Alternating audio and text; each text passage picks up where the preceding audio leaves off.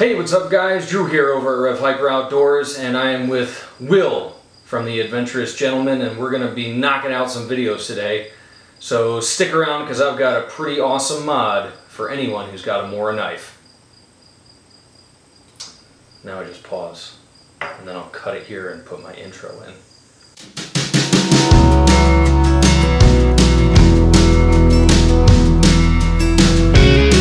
Good idea. I'm just going to leave it running. So right, and then after my intro, I'll just come in with this. And I'll say, hey guys, we're back with this really cool mod. Now, if you guys have Mora knives, you know that everyone kind of bags on the sheaths on these things. I don't, because I like them, and I think that they get the job done no problem. But one thing that I always wish is that they hung a little bit lower. When I hang my knives on my belt, I usually add some sort of a dangler because I don't like them.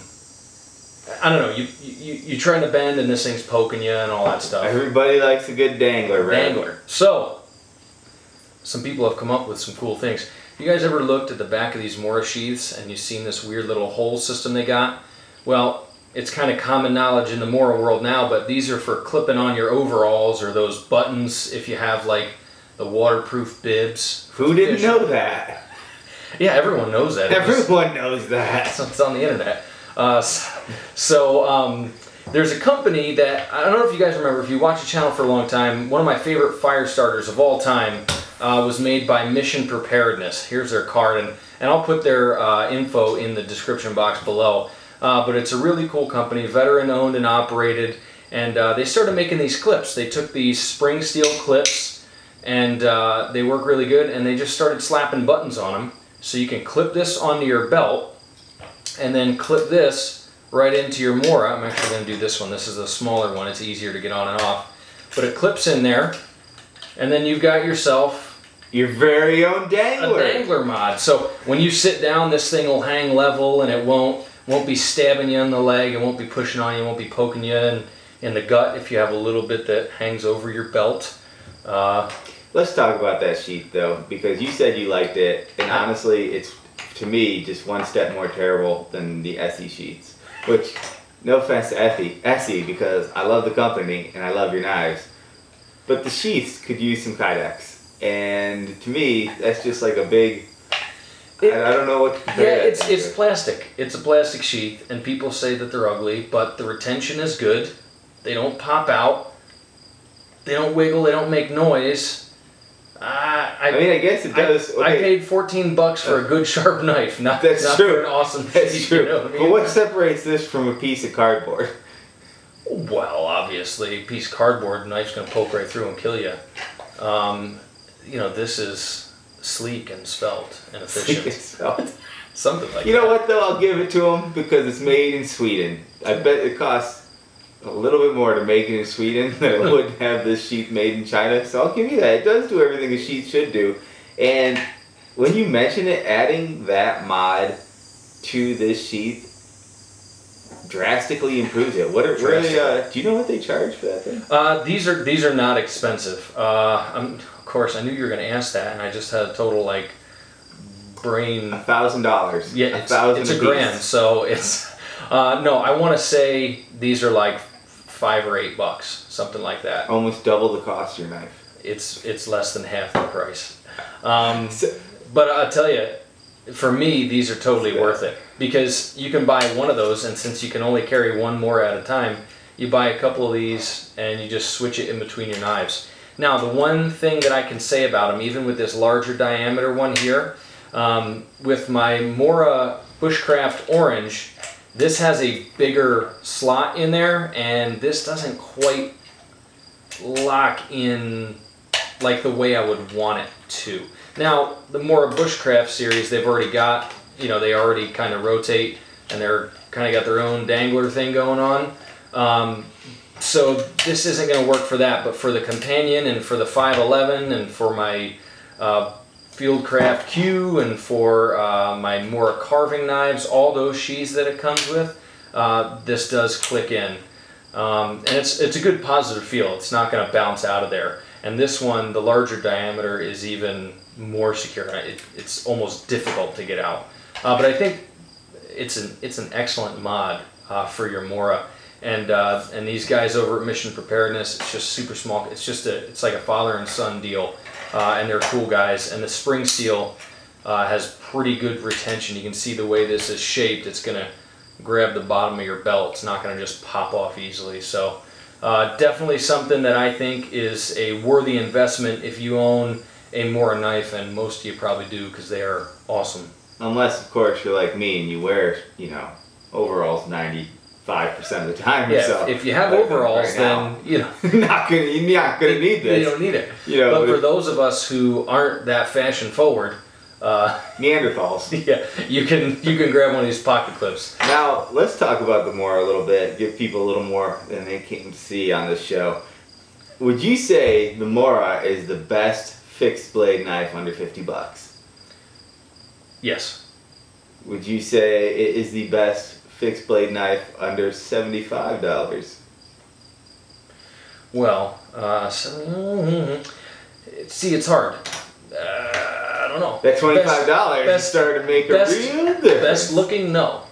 You know, and which Mora are you talking about? Because the Bushcraft is this can be had for like $39. We'll say the Bushcrafter, because that's a little more the stout. Bushcraft Orange. This thing is hard to beat for $100. Hard to beat. There's a couple that are close. Like your SEs are usually just over the $100 mark. SE obviously has a much better warranty and guarantee, and they're American made, and so that matters. But bang for buck, I'll say this: bang for buck, there's no better knife than a Mora. This $14 companion is a heck of a lot of knife, and this has been through the ringer. I have beaten the ever-loving snot out of it. I can see it. You're taking really good care of it. No, I lent this. Listen, I lent this to a friend of mine. It was an emergency, and I thought he just needed to cut some stuff, so I left it with him. We were at this big tent event thing, and he was grilling, and he starts like flipping burgers and hot dogs with it, and he takes the thing home, and he just, like, all the grease and the nasty on there, he just slaps it back in the sheath, and this is a high carbon blade.